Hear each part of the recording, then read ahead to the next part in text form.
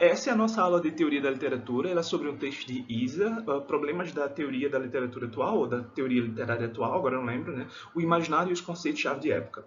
Esse texto, o texto em português, ele tem um propósito muito mais missionário, né? Um propósito muito mais religioso, de igreja, do que o nosso texto em How to Do Theory. Tá? Portanto, o texto imaginário de conceitos-chave de época é mais complexo em diversos sentidos. E eu vou tentar incorporar um pouco dessa complexidade enquanto eu abordo primariamente, tá, a nossa introdução ao How to Do Theory, certo? Que é basicamente o esqueleto desse outro texto. Eu espero que vocês tenham começado pelo prefácio, né? Eu coloquei o livro todo justamente para que vocês tenham acesso a tudo isso. É muito interessante ler o prefácio, olhar as conclusões, pesquisar ali aquelas teorias ou subcorrentes teóricas que vocês considerem mais interessantes, tá, gente? Do prefácio, o que eu queria assinalar é precisamente uma certa imagem que se faz da teoria e os elementos ali do contexto em que Iser está escrevendo. Vocês devem notar no texto em português que o texto serve para ilustrar, né, na verdade, para justificar o desenvolvimento dos estudos do imaginário, né, que caracterizam a própria obra de Isa. Né? Isa ele é um autor alemão da chamada Escola de Constança, ou da teoria da recepção, ou da estética da recepção, é como vocês preferirem, que é um grupo de pesquisadores ou estudiosos que desenvolveu um avanço na abordagem hermenêutica, né, reaproximando a hermenêutica tradicional da fenomenologia russeliana. Enfim, questões de adesão filosófica, tá? E Isa trata, inclusive, disso. E ele é esse grupo. Então, no texto em português, que é um texto do final dos anos 70, ele está justificando a própria corrente dele. Então, a gente vai perceber que o texto apresenta tensões ali, né, que não aparecem aqui no How to Do Theory. Ao mesmo tempo, o contexto do How to Do Theory é outro. Esse é um livro voltado, né, é uma série de how-tos da Blackwell e há vários how-to. E esse é o livro inicial da série, se não é o primeiro, é um dos primeiros, tá?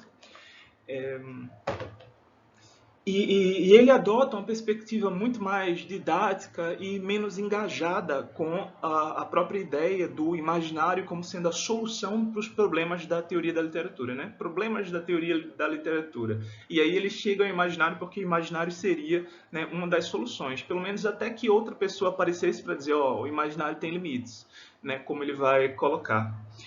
Mas eu quero que vocês percebam que nessa introdução, nesse prefácio, a gente vê um conceito de teoria se desenvolvendo, a gente vê um contexto, né, e a gente vê uma observação assim que eu acho muito interessante sobre o caráter do exemplo. Bom, com respeito à teoria, a ideia básica é de que a teoria traduz arte, né, em cognição. Aí você diz, pô, como assim? Que diabos isso quer dizer? Quer dizer que a teoria provê uma língua na qual a gente coloca conteúdos da nossa experiência pré-cognitiva, tá? De modo a permitir, né, essa conversa sobre arte, sobre literatura como um todo.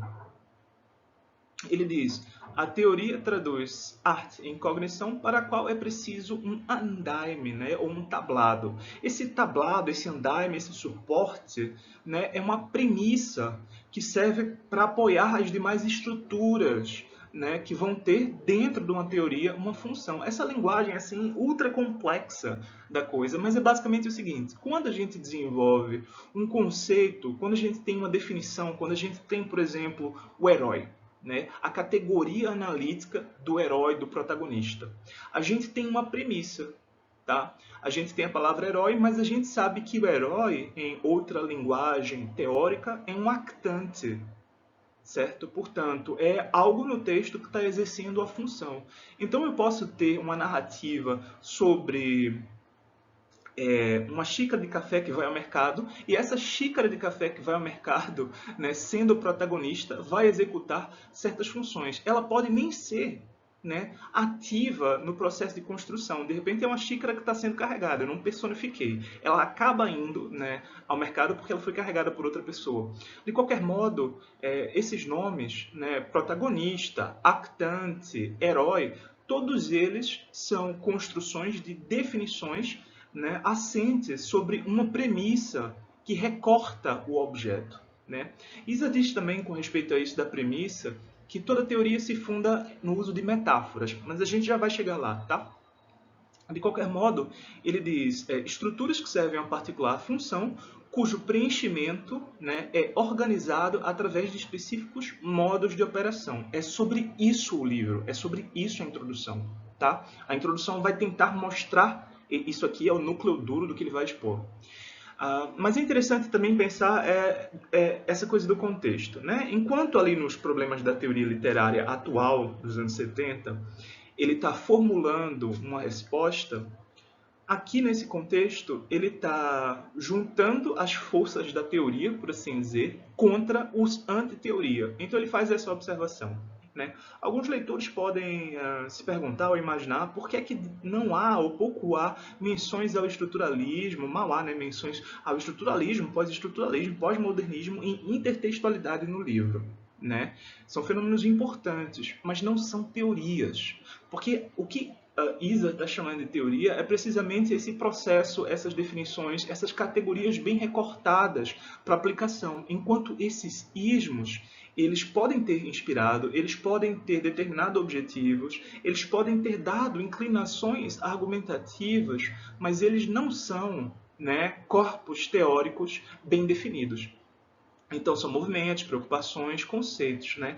E o que ele diz também que é muito interessante, que na melhor das hipóteses, essas construções, esses ismos, né, levantaram esse reclame contra a teoria, tá? Esse grito contra a teoria. Por quê?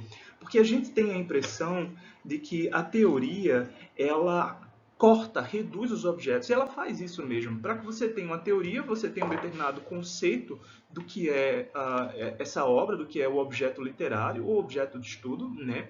E a teoria vai cortar esse objeto para que ele caiba dentro das definições. Né? A teoria por si própria, ela não é especulativa, ela é limitada. Tá? Então, existe esse partido na academia, isso aqui diz respeito ao contexto norte-americano, do chamado anti-theory. Né? Mas por que as pessoas são teoria? Não tem como você fugir à teoria. Mesmo que a gente critique, né?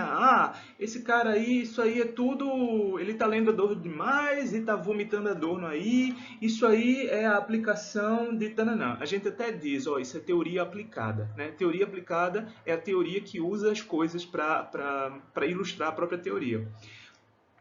Então existe essa crítica. No entanto, não existe concepção que a gente possa ter de nada sem um plano de fundo conceitual. Né? A linguagem ela é pesadamente conceitual e a forma como a gente desenvolve a nossa experiência das coisas sempre passa pelos conceitos, né, em amplo sentido, operações culturais, né, de que a gente participa.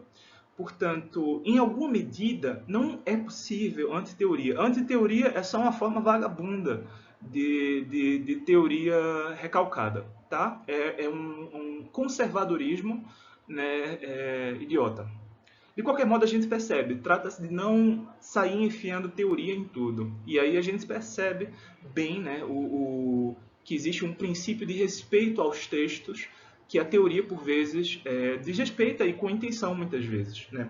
Eu acho muito interessante também que o Isa ele faz uma observação, ele está lá justificando, né, porque é que utilizou um determinado autor, Erhard Zweig, para abordar a teoria psicanalítica. E ele diz, em vez de utilizar as obras de modo a corroborar achados ou ilustrar princípios da teoria psicanalítica, né, Erhard Zweig procedeu na direção oposta, colocando a teoria psicanalítica para trabalhar, né, em favor da elucidação do processo criativo do artista. Portanto, qual é a diferença aqui? é que você não pegou uma teoria, colocou um objeto embaixo dela e cortou. Né? Pensem num cortador de legumes. Você põe o negócio em cima, faz tchuc, cortou o negócio, só sai naquele formato. Ele não está fazendo isso. Ao contrário, ele está mobilizando os conceitos de uma maneira complexa para elucidar um determinado processo. Tá? Eu acho muito interessante que essa é uma tendência da atualidade, ok? Inclusive, a gente já não está preocupado com essas definições hiperteóricas de nada. A gente está sempre muito mais envolvido, né, na mobilização de conceitos, categorias, eu diria, ad hoc, né, espontâneas, situadas, né, para desenvolver discursos sobre literatura. Então tem um autor que eu estudei bastante, vocês vão ver bastante, que é o Gunvast, que o que ele faz é chover conceitos para aquilo que é o propósito dele num determinado momento. Né? De uma certa perspectiva, o discurso fica desconjuntado, mas, de uma outra, com isso a gente consegue revitalizar algo das nossas discussões sobre literatura sem ser tão pesado assim para quem não é iniciado. Né? Ele faz uma outra observação que é muito interessante sobre o lugar do exemplo. Ele diz, né, como teorias não são simples métodos de interpretação, os exemplos providos, né, o que ele colocou no livro, não são aplicações. Qual é a diferença? É porque se ele fosse aplicar, ele teria de juntar todas as coisas da teoria, o corpus lá, e detalhadamente mostrando como aquilo era usado. Ele traz exemplos que vão muito mais simplesmente ilustrar de modo muito geral, né, a teoria, do que essa preocupação com a aplicação da teoria ao exemplo. Tá? Então ele está dizendo, não vou dar exemplos elaborados dessa maneira. Mas eu acho muito mais interessante ainda a observação que ele faz de seguida. Né? Ele diz, as próprias teorias normalmente fazem uso, lançam mão de exemplos de modo a fundar argumentos básicos num ponto em que a explicação ficou de fora, saiu. Né? Portanto, a gente utiliza exemplos para completar os nossos discursos quando os conceitos já não estão alcançando, né, aquilo que a gente quer explicar. Então a gente vai e exemplifica, né, na forma de uma, como é que ele diz aqui? Compensação, né, para aquilo que os conceitos não alcançam. Isso o propósito disso, né, não é mobiliar, que furnish é mobiliar, né, colocar móveis. Guarnecer, né, as generalizações que a moldura de trabalho já não pode prover. Portanto, os exemplos estão lá para prolongar, né, a moldura conceitual onde ela já não pode chegar. E aí, né, propriamente agora, a introdução do texto. No começo, né, White Theory, ele faz uma pequena reconstrução da teoria.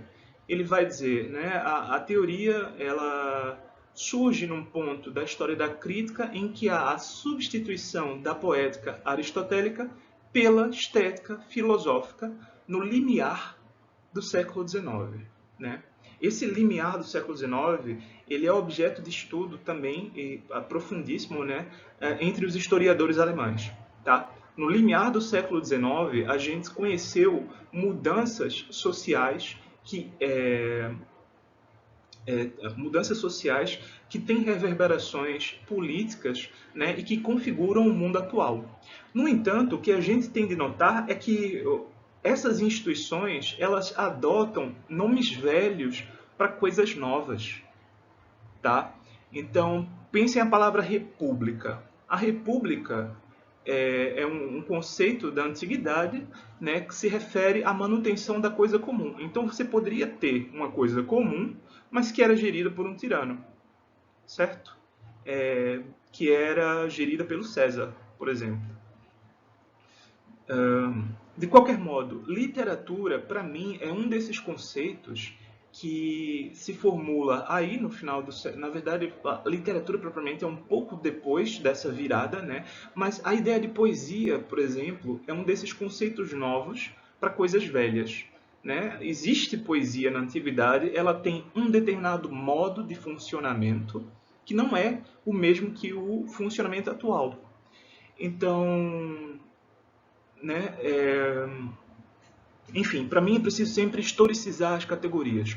E de qualquer modo, aqui ele está dizendo, houve uma mudança, né, dessa poética aristotélica baseada em regras, né, que oferecia, portanto, receitas para a produção de poemas, né, enquanto a estética filosófica, né, simplesmente partiu do pressuposto de que existe algo passível de conhecimento na obra de artes e isso deve ser conhecido. Tá? Portanto, são duas perspectivas bastante diversas. Né? Uma, no fundo, se preocupa com como fazer um poema e a outra está muito mais preocupada em como ler um poema, como entender um poema. Ok? E, no entanto, aqui, continuando nossa narrativa, ele diz, bom, foi nesse processo aí, né, ele vai se referir no texto ao Laocoonte, é um ensaio sobre a natureza das representações artísticas, né, em que houve a especialização, né, das formas ou das artes em suas linguagens específicas.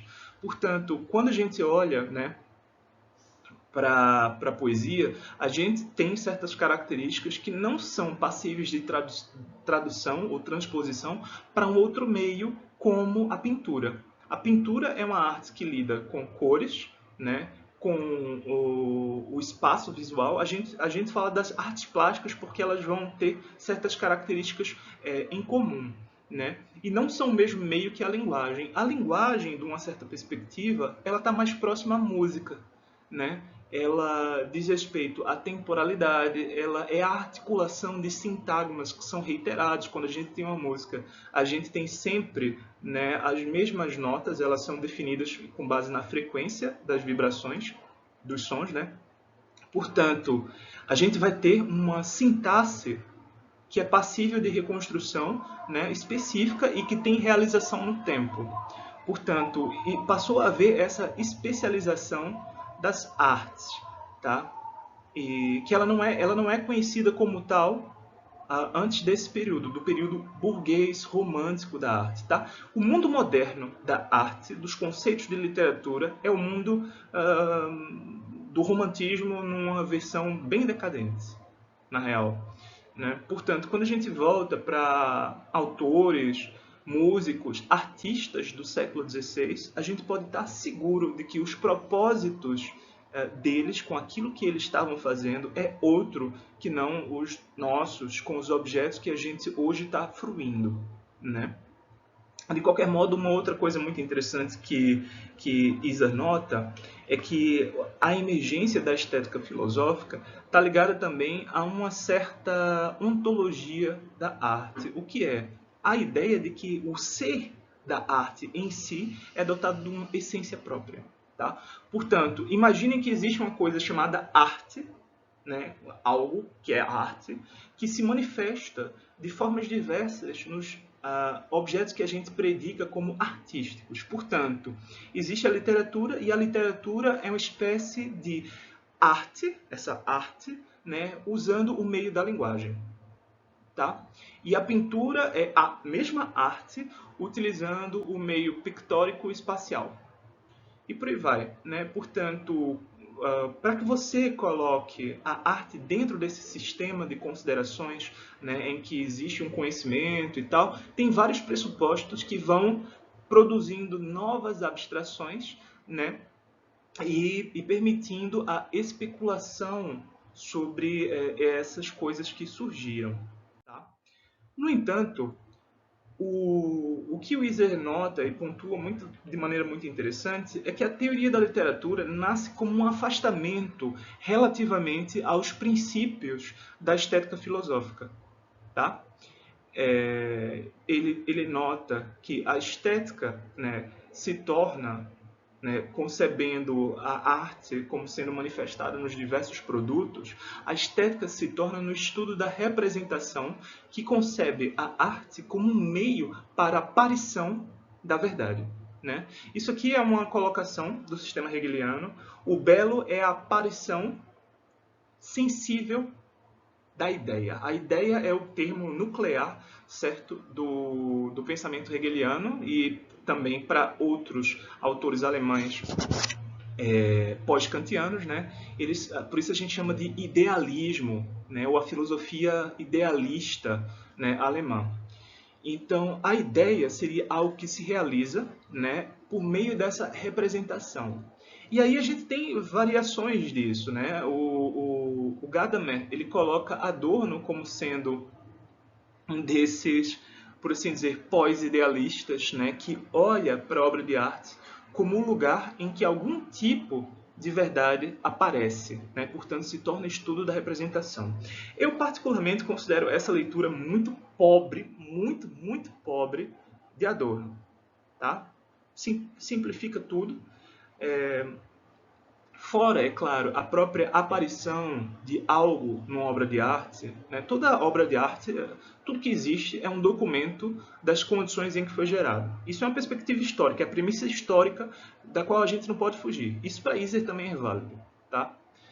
O princípio da hermenêutica é esse. Tudo tem uma história e a história ela está materializada nas coisas. Então, tudo acaba sendo objeto dessa avaliação de algo que surge ali quando a gente escavuca, né? Mas, fora isso, o próprio sistema de Adorno utiliza a experiência do sujeito, né, como base para essa reflexão. Portanto, Adorno não vai longe de uma hermenêutica tal como a gente a concebe hoje, né? Mas na época era moda e até hoje é um pouco moda bater em Adorno. Portanto, para mim está valendo. Pode bater nele à vontade, eu não me importo muito, né?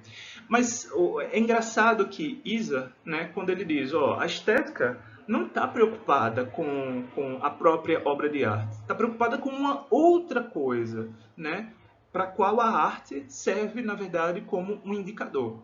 Né? Existe uma tentativa de descartar o objeto artístico para ficar com essa verdade última da obra. Né? Isso também é uma discussão da teoria da literatura, tá? Isa coloca aqui, mas tem ramificações disso aí. Eu acho interessante, no entanto, que mesmo que adote essa postura, ou seja, a teoria surgiu contra a idealização dos objetos de arte, tá? Isa incorre numa idealização também. Ele diz, quando se tornou aparente... Opa, eu ainda não cheguei lá. Desculpem, eu ainda não cheguei lá, estou antecipando aqui, tá? Então ele diz o seguinte, uma vez que a arte resista a essa fundamentação metafísica, né, essa explicação dessa essência, várias perguntas começaram a surgir, né, para explicar os vários aspectos das obras de arte. Né? Quais são as funções da obra? Quais são as modalidades? Né? Como é que uma obra funciona? Como é que ela opera? Né? Qual é a diferença? Ou o que é que dá conta da diferença entre as diversas manifestações artísticas, os gêneros textuais e por aí vai. Né? Então, contra essa redução do objeto artístico ao significado, à verdade de que ele seria portador, né, existe a produção de complexidade. A teoria acaba complexificando, né, as discussões, porque a gente começa a se preocupar com a linguagem, a estrutura de uma obra, a mensagem, né, a forma como as relações entre os significantes se estabelece padrões e a própria comunicação artística, né, se tornam objetos dessa reflexão. Né? Portanto, a gente amplia o campo de investigação. Tá? A teoria tem esse poder, por assim dizer. Uma outra coisa que é muito interessante é pensar que nessa transição primeiro existe essa transição do século XIX, né, que é a poética normativa passa a se tornar estética filosófica muito mais aberta e preocupada com descrever, conhecer as coisas. Né? No século XX, a gente também tem uma outra mudança, que é a saída de uma certa maneira de conceber a atividade crítica, né, para uma outra abordagem dos objetos. Né? Então ele diz o seguinte, e a gente pode ver isso em outros textos críticos. Tá? A teoria reagiu, né, ou se contrapôs à abordagem impressionista que prevalecia, né, a arte e a literatura e que era altamente personalizada, né, apelando apenas aos iniciados. E aí eu quero fazer um pouco quero rever um pouco a nossa história prática. Né? No século XIX, quantos leitores a gente tinha? Né? Qual era a quantidade, a proporção das pessoas letradas que teriam acesso, né, a algum tipo de manifestação literária e que, portanto, poderiam ler, discutir o sentido de uma obra, dizer se gostaram ou não. Pouquíssimas. Portanto, nesse meio, nesse espaço, o que acontecia era haver uma certa centralização do discurso artístico, né, tanto da própria arte como sobre a arte, artístico em geral, que era chamado, a gente chamou de impressionismo crítico. Tá? O paradigma do impressionismo crítico é eu ia dizer Anatole Rosenfeld, Anatole France, né, que é um crítico, ele diz que o crítico narra, né, as aventuras da alma, da própria alma, entre as obras-primas. Tá? E a validade disso aí, né, dessa narrativa da alma entre as obras-primas, é precisamente o que a gente está chamando de obras-primas. Né? Portanto, somente os iniciados, aquelas pessoas que faziam parte desse grupo, né, tinham esse acesso e, portanto, estavam, por assim dizer, autorizadas a falar e a discutir sobre isso. E eles não faziam isso com base num método passível de universalização, né? Não era democrático, era restrito à esfera de circulação. Tá? Era basicamente um clube de leitura com uma galera opiniosa. Né? Então, a teoria cumpre essa função. Quando se tornou, ele diz aqui, necessário encontrar modos de acessar, né, arte e literatura que poderia, né, ou que objetificaria insights e separaria compreensão, né, a compreensão propriamente do gosto subjetivo, quando, na crítica impressionista, gosto e o sentido da obra andam casados um com o outro, tá? Bem como o juízo de valor que é feito. E aí ele coloca várias razões para que haja uma mudança, né, nessa forma de conceber arte. Ele fala de um certo declínio, eu acho, eu não sei se ele utiliza dessa forma de expressão, né, do paradigma da educação da formação burguesa. Tá? A gente tem uma certa noção de escola do século XIX, né? Você imagina palmatória, ensino moral. Quando a gente lê, sei lá, estava pensando aqui no Raul Pompeia e o Ateneu, a gente vê isso bem, tá? A gente tem esse retrato do sistema educacional, né? Esse programa educacional, ele morreu, né? E surgiu um outro, muito mais democrático, ou tendendo à democratização, tá? E isso levou a uma multiplicação dos discursos e, eventualmente, ao surgimento de conflitos. Tá? Portanto, a teoria surge por necessidade, né, para que se possa criar um espaço universal para o debate, né, e, ao mesmo tempo, ela tenta resolver, ela produz também, né, e tenta resolver esses conflitos a respeito dos significados. Eu gosto dessa observação que ele faz no texto de 1983, reparem. A tentativa de reagir à perda de prestígio da literatura na consciência pública ajudou ao aparecimento da teoria literária. Ou seja, como a literatura é uma coisa que vai perdendo valor, para encarecer o valor da literatura, a gente elabora esses mecanismos altamente complexos de explicação. Né? Nessa época tem outro autor, também um alemão, Mecklenburg, eu acho. Ele diz que a única razão pela qual a gente não resolve os problemas centrais da teoria é porque a gente ficaria sem emprego depois disso. Né? E sem emprego você não come. Ele diz uma coisa assim, bem, eu digo, putz, pesado o bagulho, pesado, né? Mas a gente tem que considerar que esses caras, né, dessa geração, eles pegaram ainda, né, um campo em que as pessoas tinham uma determinada noção prestigiosa de literatura que não era nutrida já pela sociedade em geral. Então eles conseguiam ver bem a diferença dessas duas camadas. Hoje a gente já não vê, tá? bem essa diferença, né? A segunda parte do texto do Isa é essa diferenciação entre dois tipos de teoria, né? Portanto, a pergunta se trata da seguinte: por que a gente tem uma teoria da literatura, né? E em que sentido a teoria da literatura é uma teoria? Isa vai falar dessa teoria hard. É a teoria científica como a gente a conhece, né? Tem um interesse técnico de previsão e controle, eu coloquei aqui uma anotação ao Habermas, né? E aí uma citação que eu coloquei é Isa citando um teórico da ciência, Anson, né? Dizendo a teoria não é juntada, reunida a partir de vários fenômenos observados, né? Ela é, ao contrário, aquilo que permite que se vejam os fenômenos, né, sendo de algum tipo. Então pensem,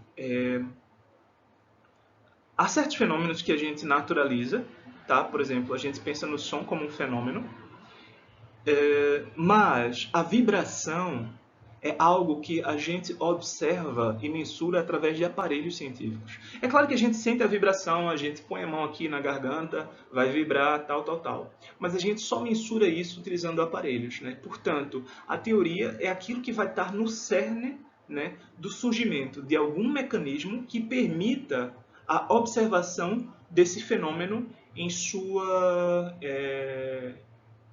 de formas cada vez mais específicas, né? Portanto recortadas pelo instrumento de trabalho do cientista. Já a teoria soft, ela não é dotada dessa característica, né? Isa diz que, ao contrário, a teoria é essa reunião de vários fenômenos que a gente já observa e a tentativa de formular um raciocínio a partir de coisas que a gente já observou. A teoria nas humanidades. Tá? Portanto, a gente está lidando, e a gente tem que ter noção disso, né, nas humanidades, com formações culturais. Os objetos das humanidades, eles existem, antes de tudo, na nossa cabeça. E esse é o grande problema, né, do chamado construtivismo. Tem um pé de verdade em você adotar a perspectiva de que tudo é construído. Não é que tudo seja em sua essência construído, como se a gente sentasse lá e imaginasse, né, mas tudo passa precisamente por essa construção e essa partilha, né, desses objetos que estão sendo construídos. Então a teoria se encarrega de reunir essas diversas construções, os seus fragmentos, né, e dar um corpo a algo. E aí ele diz que ele usa essa metáfora que é de Lévi-Strauss, né, do bricolage, né, da montagem lá dos pedaços, do encaixe das coisas. E ele coloca o seguinte: quando há bricolage, não é? Essa montagem aí de vários fenômenos, há uma adaptação àquilo que deve ser investigado. Portanto, a gente reúne várias coisas, tá, com vistas a alcançar uma determinada outra, né? E quando a gente faz isso, a gente também está disposto, né, a modificar um pouco essa estrutura, esse arranjo que a gente está fazendo, né, para incorporar novos elementos. Tá? Portanto, a teoria ela não tem o caráter, não tem a estabilidade, a teoria da literatura não tem a estabilidade que uma teoria científica tem, não tem o enrijecimento que ela tem. Tá? Ela não produz os objetos, portanto, ela está num outro ponto dessa relação com o mundo. Eu coloquei aqui uma citação de Lévi-Strauss, que é interessante conhecer, coloquei o linkzinho para vocês também, desse capítulo do Pensamento Selvagem, né? Se vocês quiserem ver, é muito interessante. E aí a gente tem o nosso resuminho do que seja uma teoria soft, né? A teoria soft parte de um pressuposto, que é sempre modificado diante dos dados. Eu tenho um conceito de literatura, mas ele não corresponde integralmente ao texto, e eu vou ter de lidar com isso.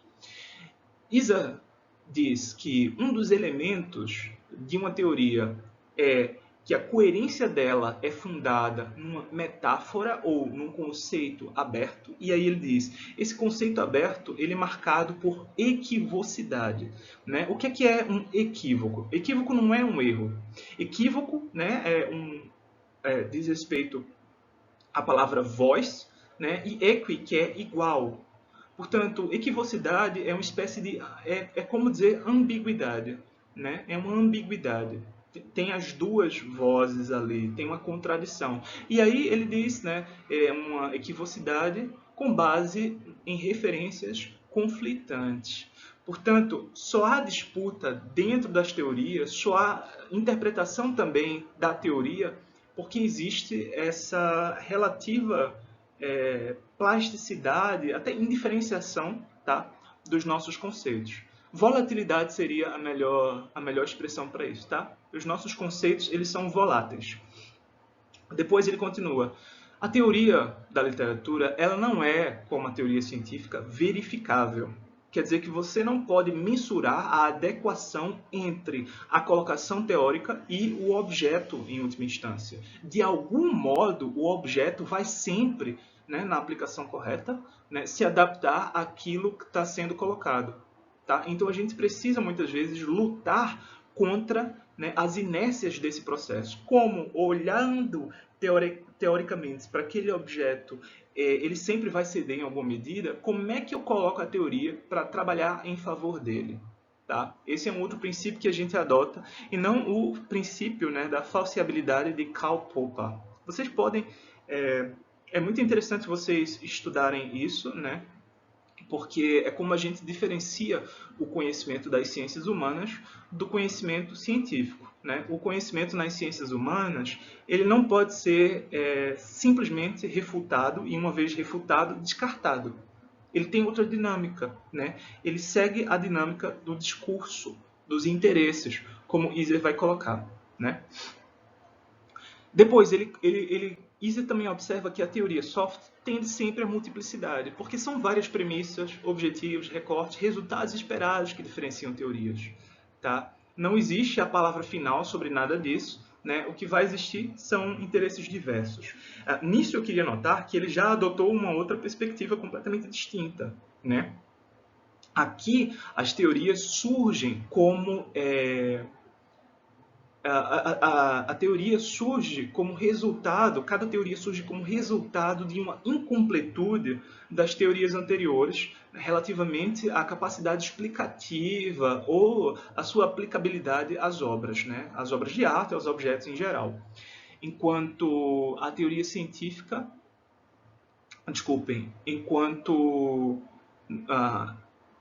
havia uma disputa no texto de 83, né, de 79 e 83. Aqui, o que vai haver é uma relação muito mais amiguinha entre todas as possibilidades. Tá? Ele aqui é muito mais elogioso, como eu já tinha colocado.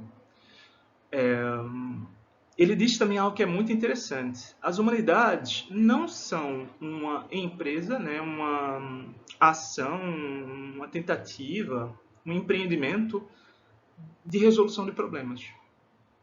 Isso aqui é básico. Quando a gente, como crítico, lida com a obra, a gente não quer chegar ao sentido final dela. A gente quer saber como essa obra se relaciona a determinadas coisas no mundo, se ela se ajusta, se ela recusa ao mundo, que tipo de processo está sendo negociado pela obra ou objeto que a gente tem diante da gente. Né? Portanto, trata-se de investigar o sentido, a função, avaliar a arte, questionar o porquê das coisas e até mesmo, vejam só o que ele diz aqui, explorar, né? Exploit, diz respeito a uma certa ampliação a partir de dados elementos, né? Explorar o potencial inexaustivo, né? Ou inexaurível, inexaustivo, inexaurível, enfim, esqueçam, né, da arte e da literatura, tá? Essa é a mais-valia, né, cognitiva que os objetos podem apresentar, e a teoria vai lá e se apropria da mais-valia desses objetos. Então, ele fala no trecho modos de teoria, ele começa aqui a explorar os processos de construção, né? No anterior, ele colocou esses duas grandes noções de teoria e depois ele vai falar dos modos, como é que a teoria opera, tá? Para mim, eu acho que o mais interessante aqui é pensar que a teoria ela sempre opera na forma de reduções locais.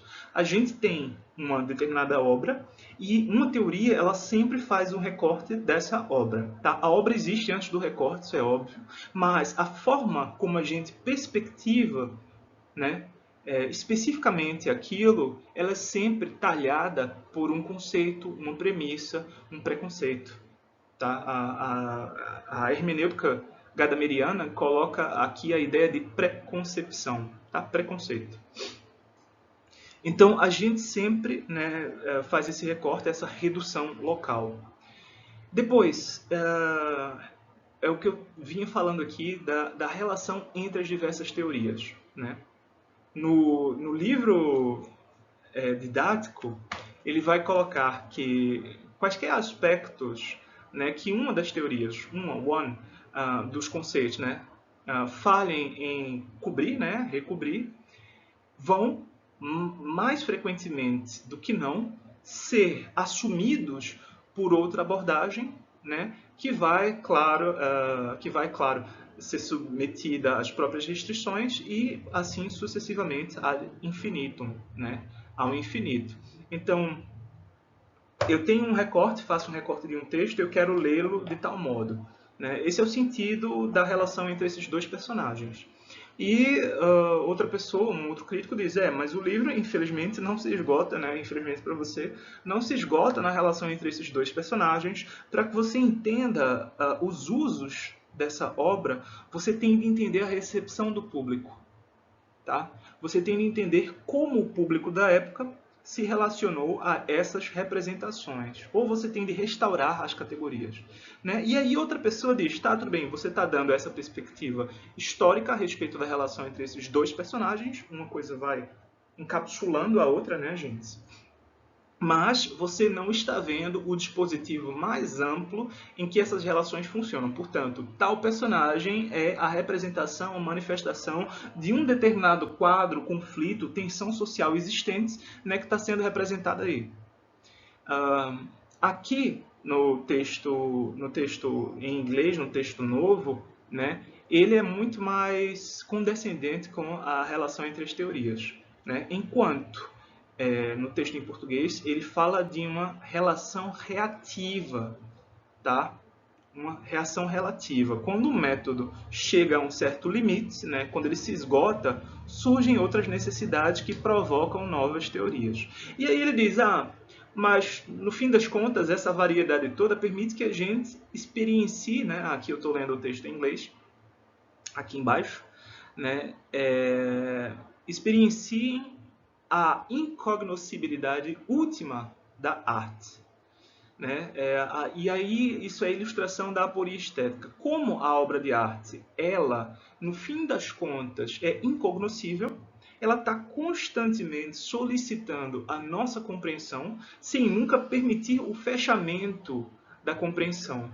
Né? E uma vez que ela recuse essa tradução cabal, essa leitura última, né, ela vai permanecer para sempre, o futuro em aberto, etc. Ela sempre vai exceder, né, as molduras de trabalho cognitivas que a gente emprega para entender esses objetos. Eu queria notar, era isso que eu estava dizendo antes e acabei antecipando, eu queria notar, no entanto, que quando você diz arte, você está se referindo exatamente ao quê? A uma coisa que existe no mundo ou a um determinado conceito que pertence à própria natureza do intelecto humano, por assim dizer, natureza do intelecto, né? Portanto, a gente coletivamente tem um conjunto de ideias de uma palavra que radicalmente é equívoca, ela funciona para várias coisas. Arte, olha, menino aí fazendo arte, quer dizer, aprontando, né, fazendo bobagem. A gente tem a arte que os camaradas fazem aqui na praia, né, quer dar uma olhada na minha arte, mestre, etc. A gente tem a arte como representado nos cinemas, né? Os artistas nunca são letrados, eles são sempre pintores, escultores e coisas assim, eles estão tão pouco se lixando para os poetas, né? Para os escritores, às vezes aparece, tá? Mas é sempre gente fora da casinha e tal, papapá, enfim. A gente tem essa representação da arte estudada, erudita, e a gente tem também a arte de massas, né? Quando a gente fala, o artista X da banda sertaneja, desculpa, eu odeio sertanejo, eu não vou compactuar com nada disso. O artista X e tal, né? A gente tem também aí uma noção de arte. Então, arte está lidando com várias manifestações diversas, né? E a gente está tentando encontrar algo ali, está tentando lançar proposições a respeito dos objetos que a gente chama de artísticos. E nesse processo, nessa tentativa da gente negociar coletivamente o que é arte, é claro que a gente não chega a um resultado final, né? Eu só me pergunto o quanto é válido a gente dizer que a gente experiencia, né, a incognoscibilidade última da arte. Porque, no fim das contas, a incognoscibilidade última aqui é do próprio sujeito humano, né? E eu não digo sujeito em particular a pessoa, olha, Mateus, como você tem um certo em si que transcende e existe toda essa dinâmica do eu tenho algo aqui que eu quero exprimir e não consigo, porque isso não me vem as palavras. Os meus sentimentos são incognoscíveis. Não. Trata-se de, coletivamente, a humanidade é um empreendimento em aberto. Né? A gente não é o bichinho, o animalzinho que cumpre ali a função, nasce, cresce, reproduz. Vocês lembram? Tem a figurinha da galinha, né? A galinha sai do ovinho, aí ela cresce, vira uma galinha, coloca ovinhos e depois ela vira um franguinho assado, né? É pena para ela.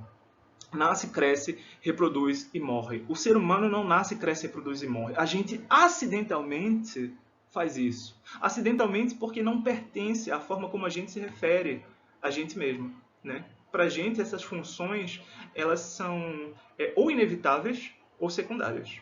Né? Nascer e morrer, por exemplo, são inevitáveis e reproduzir é secundário. Seres humanos são seres de desejo e é precisamente isso que eu estou tentando jogar aqui. A incognoscibilidade pertence ao desejo e não a uma coisa chamada arte. De qualquer modo, essa discussão existe. Né?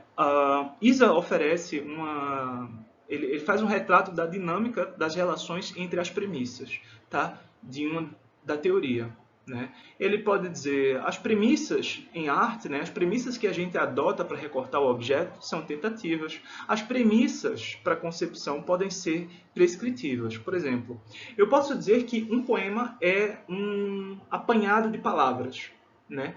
E nisso eu estou tentando me aproximar de algum conceito que seja mais próximo. Bom, se o poema é um apanhado de palavras, né, como é que outros apanhados de palavras não são poemas?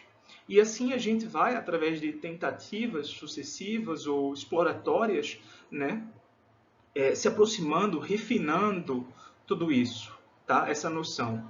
Agora, eu digo, um poema é um conjunto de palavras escrito em versos metrificados. Eu coloquei o metrificado aqui porque quando você joga metrificado parece que a norma ali está pesando, né?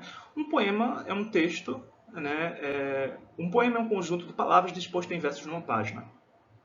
Aqui, o meu conceito, ele carrega sim descrição, porque a gente concebeu um poema dessa forma, mas ele também carrega um aspecto normativo, que é a ideia de que o poema tem a sua vida restrita, né, a essa existência em versos. Tá? A gente não pode ter um poema em prosa, por exemplo, nessa definição. E por aí vai. Tá? Portanto, há várias formas de adotar premissas sobre arte, de lançar definições, né? E tudo isso tem uma dinâmica própria no interior da teoria. Né? Quando a gente pensa em prescrição, a gente normalmente pensa em poética no sentido normativo. Tá? E quando a gente pensa em heurística, exploratória, a gente já está no âmbito da poética teórica. Né? Uma outra coisa que eu queria notar, e acho que já notei aqui, ó, nota bene, né, é essa circularidade entre a interpretação e a própria noção de conhecimento que a gente tem. Né? As realidades que a gente observa, elas são sempre construídas, elas sempre existem em certas molduras conceituais. Né?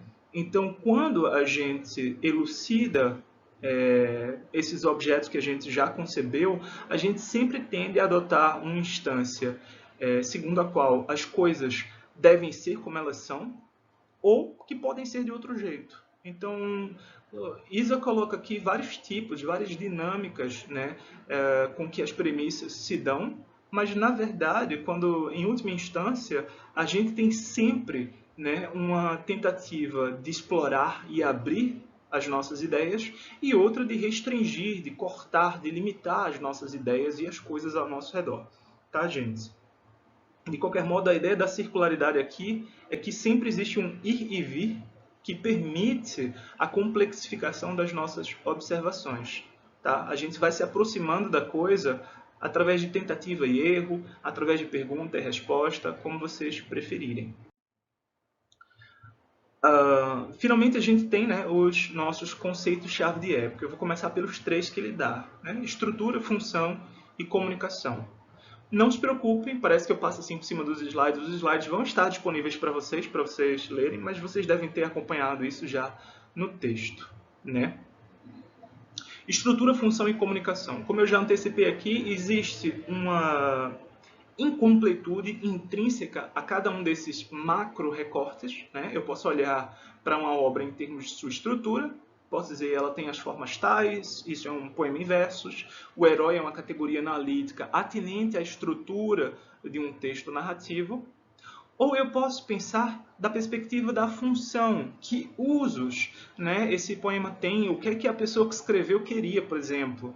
Né? A ideia da intenção autoral na determinação do sentido de um texto coloca nesse plano, né, em relevo, a função, o papel do texto. Né? O texto é o quê? É a manifestação de uma subjetividade, né? É o registro de uma opressão histórica. Né? E eu posso também, quando eu saio, avanço um pouco para além desse quadro, né, observar o processo geral de comunicação que estrutura, né, a recepção dos textos e a sua produção também. Tá?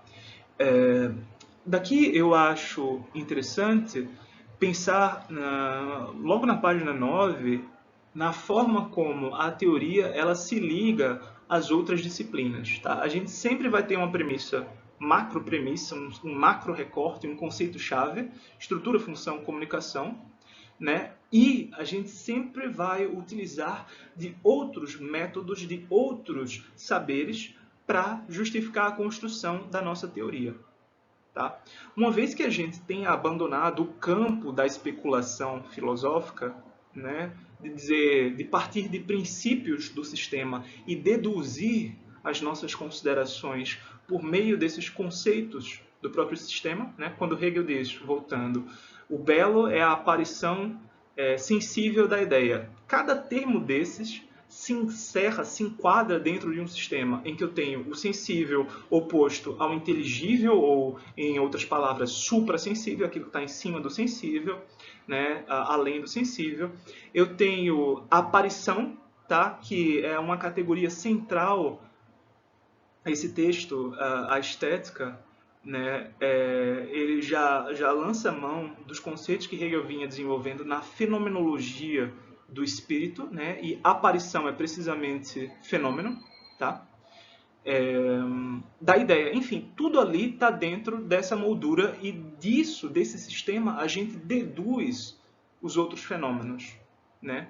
Enquanto não, a teoria não faz isso. O que a teoria vai fazer é recorrer à a ideia do bricolage. Né? Vai recorrer a diversas manifestações para fazer essa costura de modo a elucidar as coisas que a gente tem diante da gente. Então a gente vai apelar à história, a gente vai apelar à fenomenologia, à hermenêutica filosófica, tá? Enfim, a N correntes. Tá? De modo que essa relação discursiva garante uma base, né, mais fiável do que simplesmente as especulações, porque a gente permite o diálogo com outras áreas e outros saberes que vêm se desenvolvendo. A gente produz essa coerência lateral, né, com as outras. A metáfora ela estrutura uma coerência interna. Tá? E essa transdisciplinaridade garante uma coerência de conjunto nas humanidades. Tá? E aí é muito engraçado porque nesse texto do Iser, né, ele está retomando o de 83. E em vez de utilizar o mesmo caminho para justificar o imaginário, dizendo, falhou, o conceito de estrutura falha nisso, a função falha naquilo, a comunicação falha em outra coisa, ele vai e faz uma pequena propaganda ali do texto dele. Olha o que ele diz aqui, né? Tem as duas passagens. A ênfase das teorias modernas, está à esquerda, né, é nas relações entre a obra de arte, a disposição de seus recipientes e as realidades de seu contexto. Tá? Isso aqui é teoria da recepção, né, básica. Né? Teorias traduzem a experiência da arte em cognição que, sendo governada por critérios, né? Portanto, a cognição em que a gente traduz, provém uma oportunidade para elevação da atenção, refinamento das faculdades perceptivas e, né, comunicação de um conhecimento não falseável, aquele princípio lá de falar de ciência, né, em matéria teórica. E aí ele continua. Além disso, teorias se estabelecem de modo, ou servem para, né, explicar a função social e antropológica da arte e, finalmente, servem como ferramentas para mapear a imaginação humana. E aqui vem essa pequena coisa, né, que, afinal de contas, é o último recurso que os seres humanos têm para se sustentar. Ou seja, embora ele já não tenha colocado aqui a própria corrente dele como sendo a última palavra em crítica, ele colocou a corrente dele como sendo o negócio mais característico da humanidade, né? A imaginação é aquilo que difere a gente, diferencia a gente dos animais, né? E aqui ele coloca isso, eu acho muito interessante. Esses trechos aqui que eu recortei, eu quero que vocês olhem nos slides, tá? Eles são basicamente pedaços do texto em português. Aqui eu dei uma tônica tentando dar uma orientação. Né? Para mim, o que importa aqui é perceber como, a partir de certos recortes mínimos, a gente deriva programas e conceitos muito mais complexos. Né? Por exemplo, o que eu disse, o poema é um ajuntamento de palavras, portanto, a literatura é a arte da palavra. Portanto, se a literatura é a arte da palavra, ela se comporta como as outras palavras. Então, eu posso aplicar certos princípios da linguística para ler textos literários. Ora, existe um encadeamento aqui de fatores que esquece, né, por assim dizer, de como a literatura se estrutura enquanto desvio relativamente às normas. Mas mesmo a noção de desvio relativamente às normas, né, da linguagem, a gramática, padrão e tal, mesmo essa noção não vai dar conta de explicar todo o alcance e a dimensão da literatura. Não é porque um sujeito está falando estranho que eu digo, epa, literatura. Não, pode ser só um maluco falando sozinho ou qualquer coisa assim, né? Portanto, e depois, isso também não garante a representação, né? Simplesmente a estrutura, em certo sentido, não vai garantir o lugar artístico da literatura. Né? Não é uma garantia de explicar a literatura como arte. Opa, peraí, gente. Eu tô aqui. Tô aqui, eu não sei, fui para outra tela. Peraí. Tá, voltei. Então, todos os recortes produzem, no fundo, essas reverberações que fazem com que a gente assuma certos compromissos que a gente não percebe. Tá? O estruturalismo, pós-estruturalismo, a teoria do discurso, tudo isso depende de um certo conceito representativo, formal, da literatura. Né? A literatura representa algo e, para representar algo, ela utiliza de certos dispositivos da linguagem, seja retórica, seja outros procedimentos passíveis de discussão ou elucidação a partir da linguística. Tá? Então, aqui existe um problema que é colocado. Né? Se há uma estrutura última, aqui ele está citando Eco, se há uma estrutura última, esta não pode ser definida, pois não há uma metalinguagem capaz de captá-la. Vocês percebem? Se eu dou uma explicação de tudo como efeito da estrutura, né, o texto, a beleza do texto depende da estrutura da poesia. Tá? O conceito que eu utilizei para explicar a estrutura do texto depende de uma estrutura da linguagem. A própria linguagem, ela obedece certos princípios estruturados. Né? Portanto, existe sempre uma estrutura da estrutura para dar conta do processo de produção da significação. Né? Então, o Berto percebe, né? Se a gente encontra uma estrutura atrás de outra, se existe atrás da estrutura do poema a estrutura da linguagem, se atrás da estrutura da linguagem existe ainda outra estrutura, a linguagem não define o poema. O que vai definir, em última instância, é a estrutura última. É isso que diz respeito, né, à essência das coisas, por assim dizer. Certo? É um problema básico de recursão lógica aqui, tá? De você transcender. Eu mencionei aqui esse texto, a gente vai eventualmente lê-lo, né? O sistema semiótico literário como sistema modelizante, primeiro porque trata dessa variante aí lotmaniana da teoria da literatura, mas também porque nisso a gente percebe bem o encadeamento das estruturas. Né? Nesse texto, o Aguiar e Silva vai estar lendo outra teoria. Ele diz: existe um código gráfico, né, as palavras impressas, existe um código verbal, existe o código métrico, existe o código. Ele vai até chegar ao semântico pragmático, ou seja, o código semântico pragmático é aquele que organiza as formas de falar no sentido da própria significação e que é partilhado por todas as pessoas, né, de um idioma. E isso é uma perspectiva, olhar para a linguagem como essa série de códigos, essa máquina hipercomplexa, né, de produção de sentido. Tá? Uma outra é pensar a função. E aqui eu percebi que a observação de Isa se refere a dois planos. Tá? No primeiro, as funções que uma obra desempenha com respeito ao próprio sujeito. Vocês devem lembrar lá o que ele diz da teoria. Tá? A teoria serve para a elevação da atenção, né, para aumentar a atenção, para melhorar, sofisticar as faculdades perceptivas, né, e tananã. E depois ele vai falar, e serve também para conhecer o mundo. Então são esses dois planos, né? Uma delas é a teoria formalista russa. Ela diz que as formas, as estruturas procuram, visam certos efeitos. Um desses efeitos centrais é o estranhamento, tá? Vocês devem lembrar disso, né? E um outro diz respeito, né, a um plano social, tá? O que é que a obra de arte está fazendo considerado o conjunto das ações humanas. E aqui ele vai citar um teórico alemão marxista, Enzensberger, né? Segundo Enzensberger, a arte deve compensar os déficits de sentido que derivam das relações de produção do mundo do trabalho. Você diz déficit de sentido, relação de produção do mundo do trabalho? É o fato de que a gente não se realiza no mundo em que a gente é explorado, né? Em que as coisas nos são tiradas. Pensem no operário que produz o objeto, o relógio caro, o carro, e que não tem um carro, não tem um objeto, né? Não tem um relógio caro. Isso aqui é anedotal quase, essa figura, né? Da pessoa que produz o carro e não tem, mas de fato se dá assim, o carro é caro. E aí, dentro desse recorte, né, a ideia de que o belo é uma compensação, a gente tem definições como essa que o Isa fez questão de citar. O belo nas artes é a sua ordenação utópica.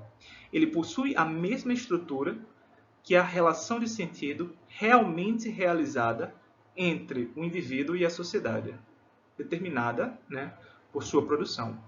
Eu acho que essa tradução do Costa Lima, de 83, apresenta alguns problemas com respeito a certas palavras. Essa palavra realizada me parece problemática aqui. Eu acho que Isa queria dizer concretizada, tá? Concretizada. Quer dizer, a gente vive numa sociedade em que a gente é alienado. O nosso trabalho, ele não é produtivo para a gente mesmo, como ser humano integral. A gente tem de vender certos pedaços da nossa vida, né? Então, o cara adora futebol, mas ele trabalha fazendo cálculos. Ele é contador. Sabe, não tem nada a ver com aquilo que o realiza como pessoa, mas a gente sempre vai tentar em alguma medida compensar e dizer, não, eu adoro meu trabalho de contador, eu sento aqui, ó, pego os meus cálculos, tem essas tabelas aqui, puta tesão pelas tabelas e tal, vou fazer aqui a minha análise, eu vi isso aqui, ó, eu consigo aqui, ó, esse abatimento no imposto de renda, viu? Mas, ó, não pode, tem de deixar quietinho, tá? Não sei o quê. Enfim, eu duvido muito que as pessoas realmente se realizem com o trabalho na forma do trabalho. É claro que algum grau de satisfação a gente é quase obrigado hoje a ter. Se você não gosta do seu trabalho, por que você não arranja outro? Né? As pessoas colocam assim como se fosse fácil. Em algumas sociedades isso até é possível. Né? Mas a questão se torna, no processo do trabalho, a gente vende algo que no fundo a gente não tem muito bem. né? É basicamente a ideia de mais-valia. O nosso trabalho produz um certo excedente de valor e ele é apropriado, né, esse excedente, pelos outros. A gente trabalha mais do que a gente ganha para que alguém possa enriquecer, né, considerando o valor médio da hora de trabalho. Não tem muito como fugir desse circuito, tá? O trabalho é sempre explorado. E aí, isso provoca uma sutura no sentido. As minhas ações não correspondem quantitativamente a algo no mundo. Existe um gap, existe um hiato aí. E o belo é a ordenação utópica, tá? Dessas relações. No belo, de algum modo, está materializado, sensibilizado, imaginado, tá? Uma relação social em que o indivíduo e a sociedade eles já não estão cindidos, né? Mas a minha parte no mundo, né? Ela encontra respaldo. É um mundo justo. O belo é, por assim dizer, uma cifra do mundo melhor, né? E essa axioma da estética marxista de Enzensberger também aparece, por exemplo, na estética adorniana e de muito marxismo mesmo, tá? E aí, nesse passo, quando ele está falando de estrutura, função, comunicação, ele vai sempre proceder a certas abstrações, o ISA, né, para poder ocupar um outro plano e explicar como um determinado conceito se encadeia no outro, né? E aí ele vai dizer, se o texto literário é um ato intencional dirigido ao mundo, né, uma representação do mundo, um ato de consciência representando o mundo, então o mundo com que ele se relaciona não é simplesmente nele repetido, mas experimenta ajustes e correções, ou seja, não há a premissa realista está por água abaixo, porque isso é sempre filtrado, né, por essa consciência que recorta aspectos do mundo, né? A função do texto literário se funda, portanto, nas maneiras de fazer um balanço de um mundo problemático ou por ele problematizado, né? Por conseguinte, a relação texto e contexto funciona segundo um modelo de regulação de equilíbrio. Tá? Então, quando você abstrai, você já consegue ir ocupando planos e alcançando essas outras dimensões. Quando ele coloca, né, a função do texto mostrar, assinalar aqui uma sociedade socialmente reconciliada, uma sociedade justa. Quando você coloca isso e ocupa esse outro plano, você está dizendo, bom, existe um mundo em que a função sendo executada aqui é só um elemento. E aí você alcança o paradigma da comunicação. Tá? Quando você considera a função da coisa, né, social, da arte, você está olhando desde dentro da representação. Quando você vai para o plano e isola a função, observa a função dentro de um quadro geral, a gente começa a discernir outros elementos. E aí ele vai colocar aqui a teoria da recepção. Tá? Então percebam, existe um encadeamento discursivo, né? Estrutura, falha, função, falha, comunicação, e, ao mesmo tempo, existe plano da comunicação que engloba a estrutura, a função, que, por sua vez, engloba a estrutura. Tá? O que a gente faz discursivamente é o inverso da constituição do próprio objeto. De qualquer modo, é interessante pensar aqui que, depois disso, ele passa, né, para o imaginário. Ele já tinha dito, ó, se isso é um ato intencional, tal, isso é da linguagem russeliana, da fenomenologia de Russell. Tá? E aí ele vai utilizar esse raciocínio, que é muito interessante. Eu não vou... A gente já tem uma hora e ainda tem algumas coisas para ver. Eu não vou me ocupar muito desses textos que vocês devem ter lido em português. Eu vou ver esse raciocínio, né?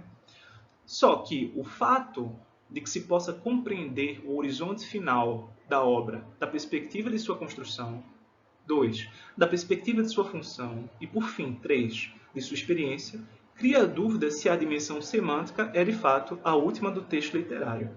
Vocês devem lembrar que eu perguntei a vocês, mas a única coisa que a gente faz com os textos é interpretá-los?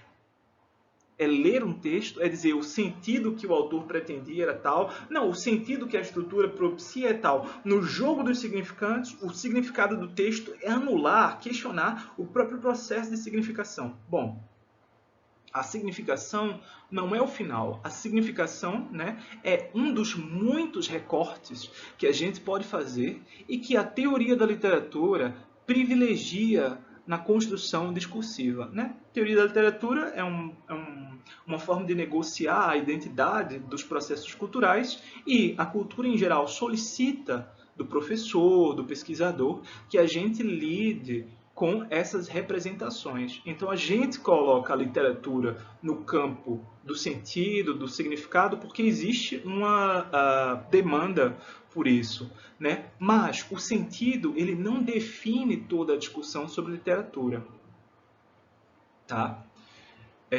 Como ele coloca aqui, Isa, né? O sentido não é o horizonte final do texto literário, mas apenas dos discursos, tá? O sentido é uma ilusão. Não é ilusão, é uma aparência necessária, é uma figura necessária, tá? Da nossa construção discursiva, tá? Para quê? Para que o texto se torne traduzível. Ok, gente? Aqui a gente pode olhar aqui a relação que Isa pensa entre teoria e método. Então, recapitulando, você tem um porquê da teoria, qual é a necessidade da teoria, a gente tem grandes tipos de teoria ou grandes premissas que a teoria assume e finalmente a gente vai ter a passagem da teoria, em amplo sentido essas premissas grandes, às teorias em particular. As teorias em particular são aquelas que servem para que a gente possa ler os textos, tá? E normalmente a gente faz isso adotando métodos. Então a gente pega as premissas, articula nesses conjuntos, né, que depois de um recorte fundamental discernem elementos nos objetos e utiliza isso para interpretar, né? Então, vamos pensar aqui. Vocês já fizeram teoria 1, teoria 2, exceto os que estão inscritos ao mesmo tempo em várias, né? Ou devem ter feito, enfim, não deu certo. Narratologia. Né? A narratologia vai olhar para os textos da perspectiva de eventos que vão se transformar, né, por ação de determinados elementos. Tá? Então, a gente vai ter um recorte e a gente vai ter a construção de categorias assentes na premissa de que uma narrativa é a sucessão de transformações. E a gente começa a povoar essa premissa de outros elementos. Ah, existe um objeto, existe um sujeito, existe uma busca, existe uma tentativa nessa busca de se aproximar do objeto, ou uma tentativa de fugir. Há outras funções, por exemplo, num texto a gente sempre vai ter uma interação desse sujeito que tenta se aproximar ou fugir de um objeto com um outro ator que vai capacitá-lo a isso, alguém que vai dar uma lição. A narrativa é sobre vocês aqui aprendendo teoria da literatura. Bom, vocês têm como objeto de desejo, né, a obtenção de nota, e o meio para isso é levar a cabo as instruções que eu dou. Então, eu, né, estabeleço, fundo a competência de vocês, tá? Narrativamente é isso, mais ou menos, para que vocês se realizem nessa conjunção com o objeto final da nossa disciplina, que é uma nota alta. Tá? No limite, todo mundo com 10. Tá? E não tem problema, é possível todo mundo tirar 10. Certo? Então, a gente faz um recorte e desenvolve um método. Quando a gente desenvolve um método, a gente tanto desenvolve categorias, tá? Como certas práticas que relacionam essas categorias aos textos. Tá? Então, o que eu acho interessante mostrar aqui, né? Isa vai povoando de relações da teoria da literatura com os problemas que ela vai enfrentando naquele contexto, né? E aí ele vai fazer esse comentário sobre os anti-teoria, né? Esse comentário, essa fala aí corrente do declínio da teoria, diz Isa, né, se refere à sua má leitura, em vez de tanto quanto, né, sua obsolescência, né? É um argumento que eu já tinha dito aqui. Mesmo a crítica da teoria, ela é em grande medida teórica. Mas por que as pessoas criticam a teoria?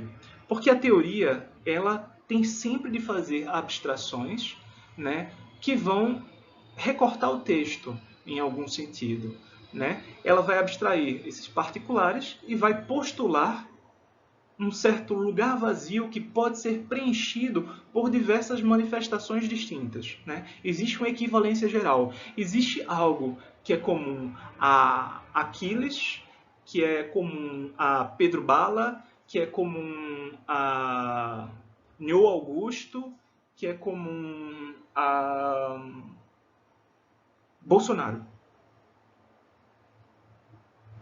Por exemplo, é um exemplo idiota, mas enfim, foi o que veio à minha cabeça agora. Né? A categoria comum é que todos são personagens na história. Você pode dizer, não, todos são homens brancos, etc, etc. Mas, para o meu propósito, dentro de uma narratologia, eu estou falando de protagonistas. Tá? No caso, o último sujeito é protagonista de uma história muito infeliz que vai conhecer um fim, tá? Um derradeiro esse ano. Né? Então, eu sempre vou fazer recortes. Tá? Mas, vão me dizer, tá, mas são todos homens, Mateus. Isso não importa para a significação? Importa para a significação quando a gente adota outro recorte, mas não quando a gente adota a perspectiva da narratologia, certo? E esse é o problema que a teoria enfrenta. A gente sempre precisa das reduções locais para poder criar os problemas que a gente quer criar, né? E algumas pessoas perdem a paciência aqui, precisamente a meio do processo. Isa diz que há teorias que são aplicáveis e não aplicáveis, tá? Eu posso fazer considerações muito abstratas sobre isso, mas eu preciso sobre uma determinada coisa, mas eu preciso pormenorizar. Eu vou dizer, tá? Um poema é a linguagem significante sendo utilizada de tal modo. Então eu tenho de passar dessa noção de linguagens significantes até chegar a certos instrumentos que eu vou utilizar para mostrar o processo de significação no texto. Esse é o lugar do método. Tá? Então a gente tem a teoria como conjunto de ideias, um certo sistema geral, e a gente tem os métodos ou as ferramentas de aplicação da teoria aos textos. Tá? E aí, Isa nota uma contradição entre o método e a teoria. Porque a teoria ela é generalizante e tende à redução, enquanto o método ele se dirige à particularidade. Em última instância, tá, na nossa relação com textos, as premissas que a gente adota são modificadas através da crítica. As nossas expectativas, tanto as mais inocentes e menos teóricas, tá? Quanto aquelas propriamente teóricas, elas sempre podem ser revistas na nossa forma de lidar com os textos. Tá, gente? É basicamente isso. Eu acho que Isa vai fazer aqui uma diferença também entre teoria e discurso, mas eu quero que vocês reparem. Existe os antiteoria. O problema dos antiteoria é que a teoria ela é abstrata. Então, como a teoria é abstrata, ela não dá conta de pensar certas coisas, certa existência dos textos e tal, né? Ela não dá conta da complexidade dos textos. Nesse sentido, né, a gente tem também um outro membro da disputa, a noção de discurso. Tá? E Isa está preocupado aqui em diferenciar a teoria de certos discursos que se aproximam, que parecem ter o caráter de teoria. Né? Ele vai dar essas noções, uma delas, a de Foucault, parece que é aquela mais interessante. Né? Para Foucault, o discurso é, segundo Isa, né, na leitura, mas está próximo, o poder de constituir domínios de objetos em relação aos quais, né, essa definição propriamente de Foucault, em relação aos quais uma pessoa pode afirmar ou negar proposições que são verdadeiras ou falsas. Tá? Portanto, para Foucault, o discurso estabelece uma ordem em que as nossas noções, os objetos, as coisas sobre as quais a gente fala, adquirem o caráter de verdadeiro ou falso, né? E dentro desses campos de disputa, a gente afirma ou nega essas proposições. Tá? Portanto, a teoria não tanto é esse poder de constituir objetos, ela de fato apresenta certas características comuns, mas o discurso, né, apresenta uma direção específica. Tá? Num campo discursivo, eu tenho o certo e o errado. Eu tenho demarcações daquilo que é aceitável dizer ou não aceitável. O discurso opera, né, por exclusões daquilo que não pode entrar nesse campo. Né? Já a teoria, ela explora, ela, né, Isa diz, né, levanta, suspende os limites colocados pelo discurso, né, abrindo novos territórios de significação antropológica. Significação aqui quer dizer implicação, importância, tá? Antropológica. Portanto, dessa perspectiva, pós-modernismo, pós-colonialismo, etc., não é teoria, mas uma formação discursiva, um contradiscurso, uma resposta, tá? A abertura de um domínio, a definição de um domínio, né, baseado numa ética que direciona o que é que pode ou não pode ser feito ali. E aí Isa vai eventualmente se confrontar com o problema de e a teoria feminista, né? Essa é uma concessão, me parece, que Isa faz, porque há o desenvolvimento de categorias para realizar a crítica das representações. E também eu acho que Isa acaba sendo um pouco condescendente. Eu não estou dizendo, a teoria feminista não é teoria. Não importa se é teoria, se não é teoria. A teoria pós-colonial não é uma verdadeira teoria da literatura. Não me importa isso. Tá? Eu acho que tudo deve ser, em alguma medida, estudado e o rótulo de teoria ou não teoria não modifica o estatuto do discurso. O Isa está tentando diferenciar aqui, está dizendo, não, a teoria é explorativa, o discurso é determinativo, mas no recorte que cada teoria faz do objeto, eu quero que a gente veja isso aqui, tá? Existe sim uma força normativa. Tá? Quando eu concebo o poema lírico como sendo a manifestação de uma relação com o mundo, em que o sujeito precisa exprimir algo, eu estou supondo de já, tá, que a necessidade de expressão do sujeito se deve a uma fratura entre ele e a sociedade. Certo? Portanto, quando eu digo poesia lírica é a expressão do sujeito, eu estou carregando, incorporando uma série de coisas. Aí a pergunta é, por que em primeiro lugar o sujeito precisa se manifestar? Que necessidade é essa que uma pessoa tem? Né? Portanto, a teoria ela sempre recorta, tá? E ela sempre implica uma noção que tem uma dada normatividade. Tá? Por exemplo, eu não posso, ou seria um mau poema lírico, né, fazer um poeminha sobre como eu me dou bem com o mundo. De uma certa perspectiva, não vai ter força, né, de solicitação, não vai ter nada. Adorno, por exemplo, vou sempre trazer esses exemplos, tá, de Adorno, ele diz que mesmo a representação da felicidade no poema tem como contrapartida o estado irreconciliado do mundo. Tá? Portanto, o poema é a expressão da dor e a representação da felicidade, né, é uma forma invertida de falar da dor. Portanto, né, tem uma mistura de recorte e círculo vicioso com uma normatividade relativamente a como, né, eu devo julgar um poema lírico. Tá? Tem de estabelecer uma atenção com a dor. Que mais, gente? Vamos ver. Aqui eu reuni, tá, o exemplo que ele constrói na introdução. Ele fala de metáforas que organizam a coerência, especificam as teorias. Ele deu 3 exemplos: harmonia polifônica dos status, fusão de horizontes e a favorita dele, interrelação entre fazer e corresponder. Né? Fecha essa gestalt, quer dizer, quando você tem uma formação que você percebe, você fecha, você resolveu o enigma. Isso é da psicologia da Gestalt. Né? Você resolveu o enigma da sua vida ali, você resolveu o seu conflito, né? Fechando a Gestalt. Enfim, e a gente tem os conceitos chaves de época que ele também deu. Estrutura, função, comunicação e imaginário.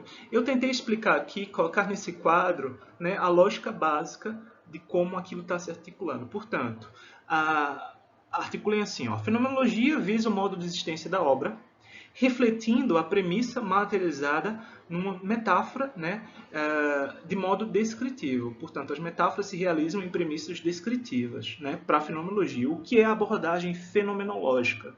Né? Eu vou falar da obra como sendo algo que aparece diante de mim e vou descrever esse processo de aparição da obra. Né? E aí se traduzem em técnicas interpretativas. Para isso, a fenomenologia tem o modelo de estratos. É muito chato e muito complexo. Né? Eles falam em estratos, no estrato, por exemplo, hilético, né, da obra literária. O que é o estrato hilético da obra literária? De Hülle, que quer dizer matéria, quer dizer madeira, matéria, né, em grego, e a partir daí a gente deriva essa bela expressão estrato hilético, às vezes leito hilético, leito é muito poético, né? Leito hilético. Quer dizer, é a substância material a partir da qual os nossos atos cognitivos vão se estabelecer. Ao ler um texto, a gente diz, um texto é linguagem. Tá, mas antes de tudo, é um papel, né, com manchas pretas.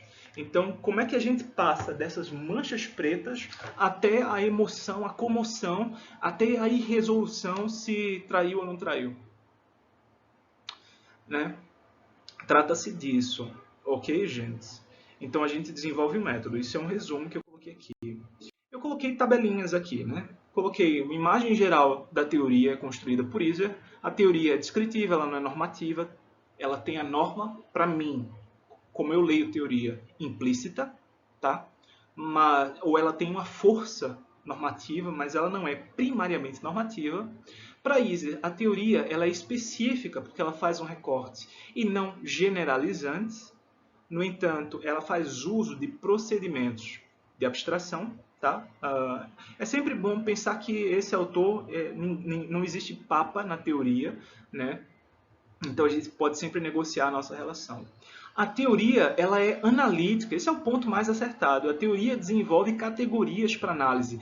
Ela, por si própria, tá? Não determina, não sintetiza os conteúdos. Ok? Ela não significa nada a teoria. E ela produz complexidade ou mais-valia, né? Como eu coloquei aqui, através dessas reduções. Ela objetifica insights, que pertencem à natureza subjetiva, né? E nesse processo ela afasta o sujeito e os critérios, nomeadamente de classe, tá, dos sujeitos, abrindo para um processo de negociação dos sentidos. Tá? E depois ele faz também, na segunda parte, eu coloquei um resumo, da nossa teoria soft. A teoria soft é uma montagem, uma bricolagem, uma mistura ali, é um rococó. Tá? Ela tem coerência por meio de conceitos abertos, que são metáforas e que são termos equívocos. Tá? Eu uso texto, a gente está falando do texto, mas a minha noção de texto ela é de algo que está impresso e significando ali, enquanto algo impresso. A outra pessoa já tem a noção de texto como sendo uma entidade que materializa mentalmente, né, vários discursos. A gente utiliza a mesma palavra, tá? E é justamente por conta dessa palavra que significa várias coisas que a gente entra num campo de discussão e sofistica, né, as nossas ideias. Fora isso, a teoria soft ela é plástica, ela é aberta àquilo que está sendo incorporado. Tá? Ela não determina de maneira maquinal, ela não vai produzir um instrumento que só vai servir para um propósito. Tá? Eu não vou pegar um ultrassom para medir temperatura. Eu não sei nem se isso é possível. Acho que não é possível. Né? Eu não vou utilizar um ultrassom para medir temperatura. Tá? Eu faço isso com dois instrumentos diferentes e esses instrumentos dão resultados para ciências diferentes, fazem recortes diferentes da mesma coisa. É o corpo, ultrassom e termômetro. Né? Já a teoria não. Ela é plástica, ela consegue se adaptar, né, aos diversos corpos com que ela lida. Depois existe uma diferenciação interna das teorias, né, com base nas premissas, objetivos, recortes, resultados, né, e ela se dá por ágon de interesses. Então, quando eu me filio a uma determinada corrente teórica, existe algo ali, tá, para mim enquanto sujeito desse conhecimento, tá, desse recorte. Nisso ela se aproxima do discurso. Eu coloquei aqui um quadro analítico das teorias que Isa exemplificou. E eu coloquei essa possibilidade aí, eu coloquei essa pergunta, essa decomposição das teorias nesses 4 elementos, né? Uma premissa maior, um objeto, um modelo investigativo, uma metáfora, né? E uma, é claro, teoria. Será que a gente consegue enxergar isso a partir dos textos críticos? Em que medida a gente consegue reconstruir a teoria do texto, não com base na explicação da teoria, mas no contato direto com os textos? Tá? Portanto, um exercício que eu gostaria de fazer aqui, que eu acho muito importante, é ler um texto de crítica, né, e tentar reconstruir o horizonte das preocupações desse autor que está usando a crítica. Alguns textos vão ser mais específicos, mais explícitos, melhor dizendo, quanto a essa origem, outros menos. Tá? Eu coloquei aqui também uma comparação entre as teorias hard e soft a partir dos comentários que Isa faz. Tá? Eu queria também comentar que essas especificações de forma, propósito, método, plausibilidade se dão no interior das próprias teorias também. Né? Isso é uma visão geral, uma aproximação e não a história toda.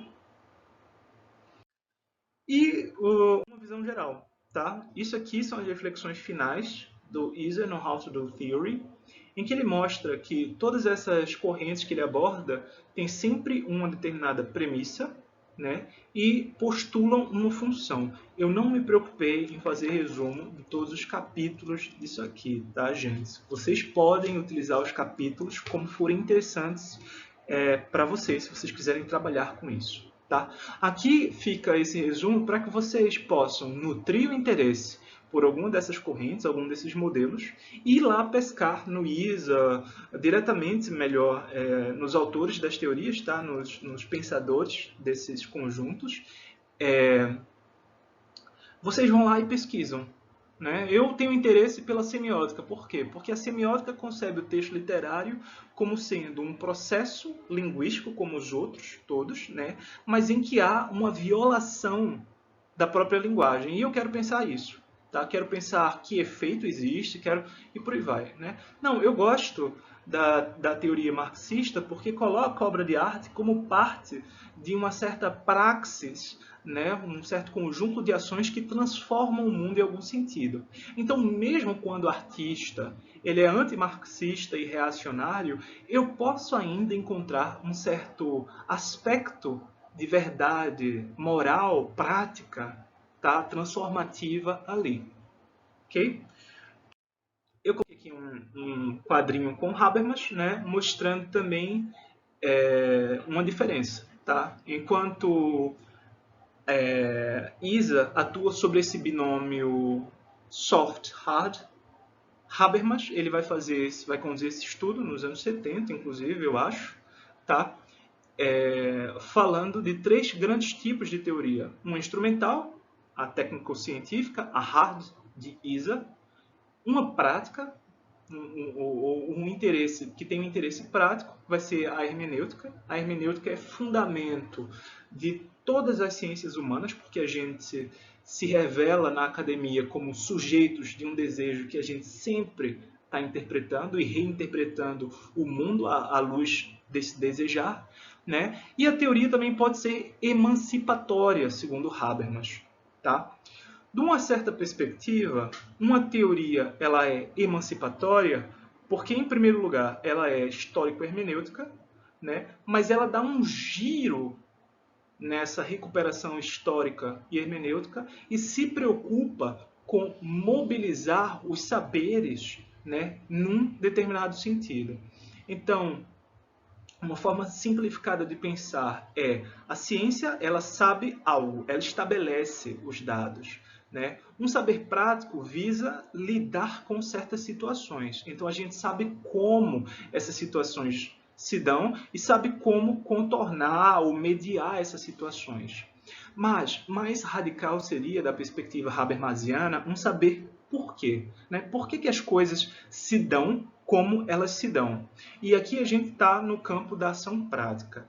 A crítica literária, né, refletindo a teoria, ela é algo entre esse interesse prático, entre esse saber e esse negociar processos compreensivos, mas ela também tem, se a gente quiser, tá, uma inclinação emancipatória, porque eu, como sujeito do conhecimento, participo do mundo com intenções, com desejos, com limitações e mobilizo as minhas ações de crítico, pesquisador, professor, né, visando, em última instância, algum benefício social, alguma transformação do estado de coisas do mundo. Né?